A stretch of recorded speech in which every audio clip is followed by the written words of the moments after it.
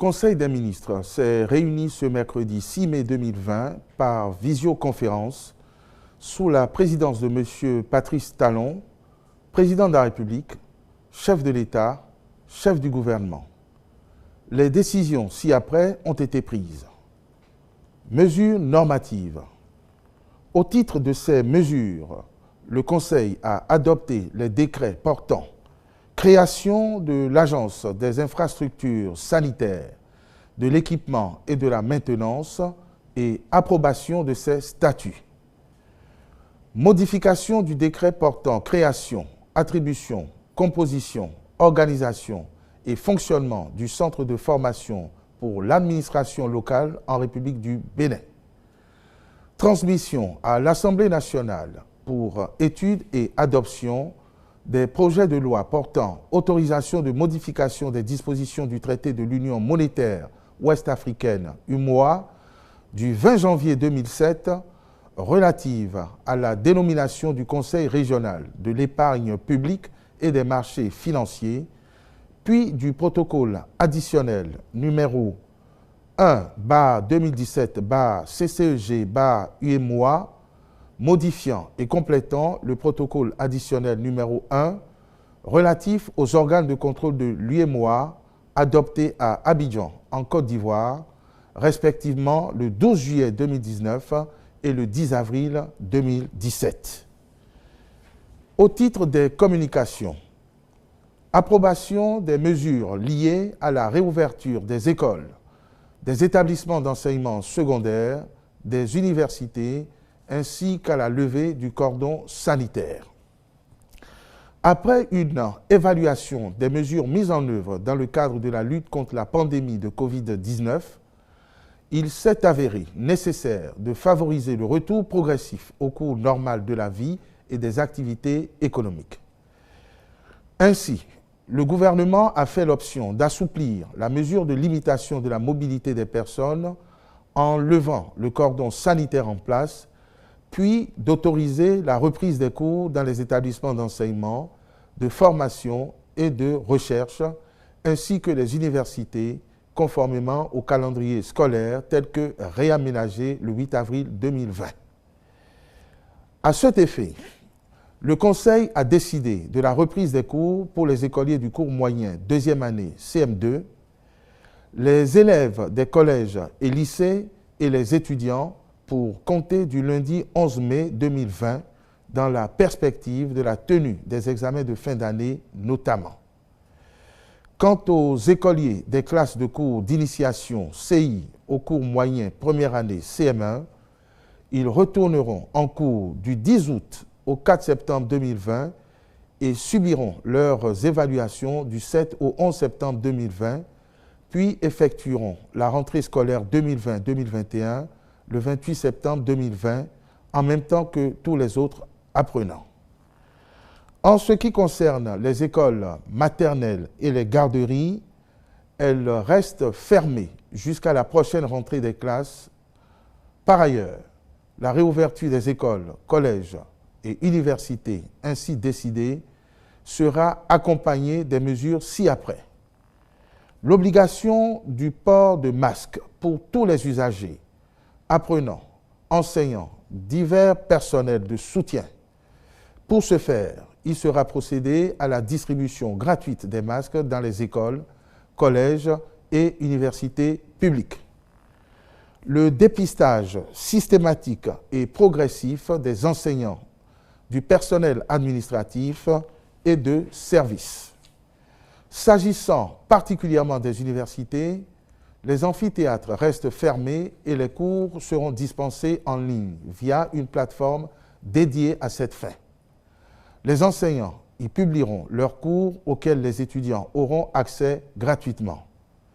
Ces mesures qui participent de la volonté du gouvernement de faire valider l'année scolaire 2020-2021 sans compromettre la lutte contre le coronavirus doivent être observées sur toute l'étendue du territoire national par tous les acteurs publics et privés, sauf dérogation spéciale du gouvernement. Pour ce qui est de la levée du cordon sanitaire, elle s'accompagnera de l'organisation progressive des dépistages de masse à commencer par les groupes les plus exposés.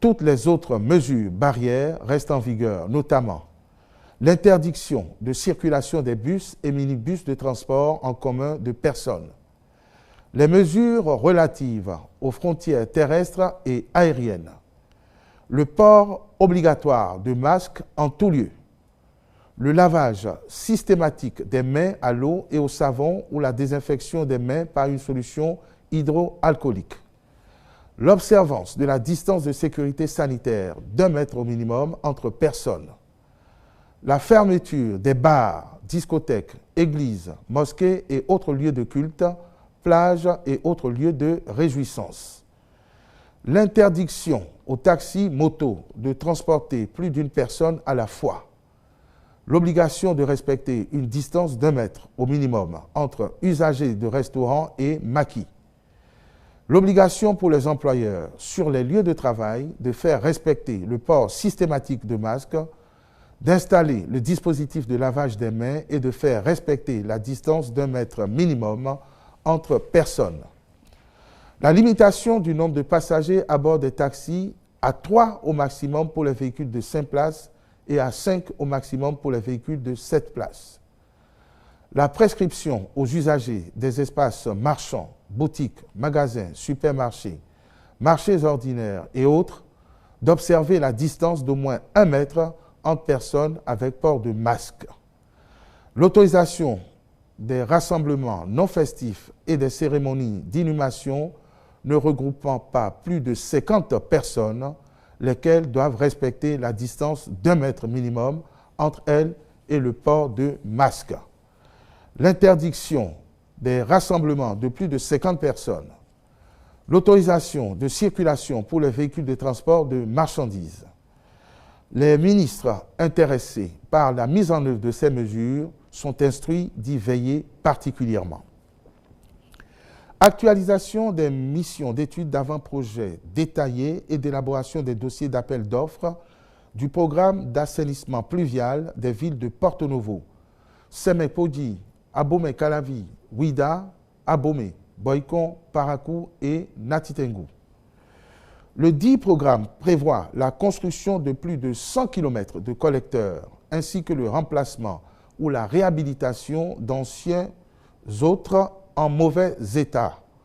Il vise principalement à réaliser les ouvrages primaires de drainage et d'assainissement dans les villes concernées, réduire leur vulnérabilité aux inondations, améliorer substantiellement l'environnement urbain et l'hygiène, réduire les niveaux de pollution et d'insalubrité, puis améliorer la mobilité urbaine.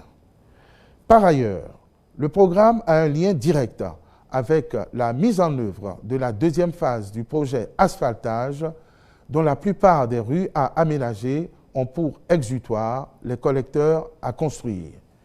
Il convient donc, au plan technique, de les réaliser en synergie avec la deuxième phase considérée pour assurer l'évacuation des eaux de voirie attendues.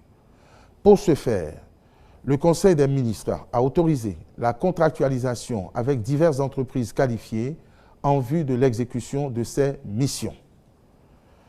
Organisation de tests complémentaires de sélection pour la base de compétences au métier d'enseignant à la maternelle, au primaire et au secondaire général.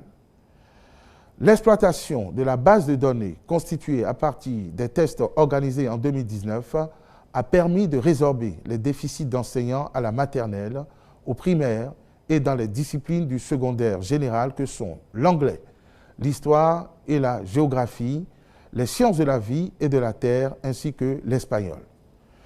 Toutefois, les effectifs des compétences préqualifiées en français, en mathématiques, en physique, chimie et technologie, en philosophie, en allemand, en économie ainsi qu'en éducation physique et sportive sont en deçà des besoins à couvrir. En outre, le départ à la retraite d'un certain nombre d'enseignants générera des déficits à combler pour garantir la disponibilité en nombre suffisant d'enseignants qualifiés. Aussi, le Conseil a-t-il autorisé l'organisation d'un test d'aptitude de nouveaux aspirants au métier d'enseignant afin de disposer d'une base plus fournie qui servira de vivier pour la satisfaction des besoins des établissements scolaires. Approbation de la stratégie nationale de sécurité numérique et de son plan d'action pour la période 2020-2022. Depuis 2016, le gouvernement s'est engagé dans une politique volontariste de développement du numérique pour en faire un des principaux leviers du développement économique et social de notre pays. L'objectif visé est de créer au Bénin un cyberespace sécurisé et attrayant pour une économie numérique florissante. Une telle option nécessite des actions spécifiques ciblées pour assurer la protection des systèmes d'information, des entreprises et des citoyens. C'est dans cette logique que l'Agence nationale de la sécurité des systèmes d'information, ANSSI, a élaboré, avec la contribution d'autres structures, la stratégie nationale de sécurité numérique assortie d'un plan d'action. La mise en œuvre de cette politique est déclinée en 47 projets autour de 5 axes stratégiques. Leur réalisation permettra de renforcer la position du Bénin sur l'échiquier continental et mondial en la matière. En effet, la dernière livraison de Global Cyber Security Index, qui publie le classement mondial des pays en matière de cybersécurité, indique que le Bénin est classé 8e sur le continent africain et 80e au plan mondial. Cette performance est due notamment au nouveau cadre législatif et réglementaire, ainsi qu'aux politiques publiques mises en œuvre depuis 2016. Autant d'atouts qui doivent être maintenus et consolidés. Le ministre de l'Économie et des Finances mettra à disposition les ressources nécessaires pour l'implémentation de la stratégie ainsi approuvée conformément au calendrier établi. Adoption de la politique nationale de santé communautaire au Bénin 2020-2024. La politique de santé communautaire de notre pays nécessite une actualisation. Celle des 4 prochaines années vise à doter le Bénin d'un système de santé intégré, performant, résilient et pérenne.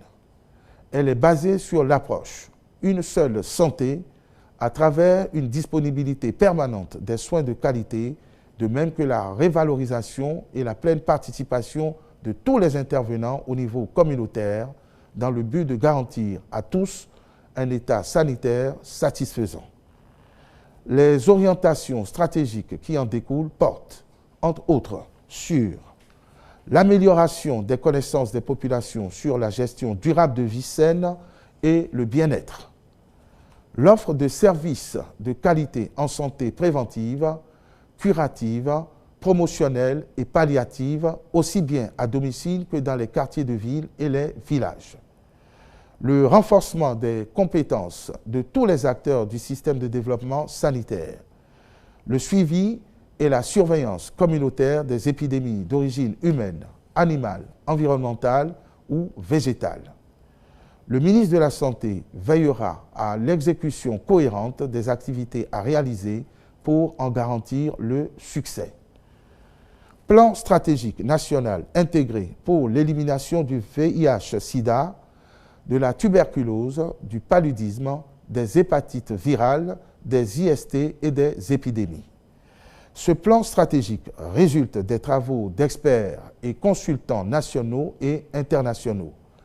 Il est élaboré avec l'ambition d'aller au-delà des améliorations d'indicateurs observés en vue d'accélérer la réalisation des objectifs de développement durable dans le domaine. Cette approche, qui privilégie la synergie des acteurs en santé publique, a l'avantage d'impacter plus significativement les populations et les accompagner vers l'élimination de ces maladies à l'horizon 2030. Je vous remercie.